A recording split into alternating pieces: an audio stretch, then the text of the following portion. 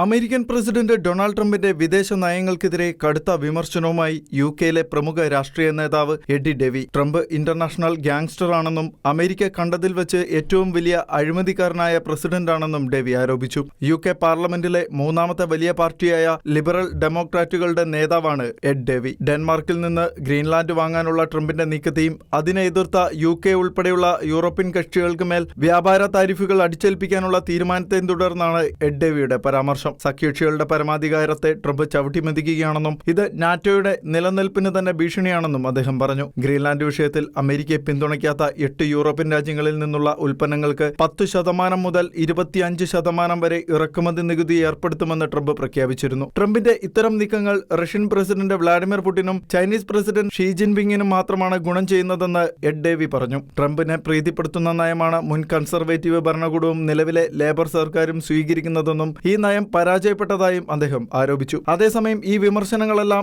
US treasury secretary Scott Bessent തള്ളി. അമേരിക്കയും സഖ്യകക്ഷികളും തമ്മിലുള്ള ബന്ധം ശക്തമാണെന്നും ആശങ്കപ്പെടേണ്ട സാഹചര്യമില്ല എന്നും അദ്ദേഹം പ്രതികരിച്ചു. International desk, Shehena news.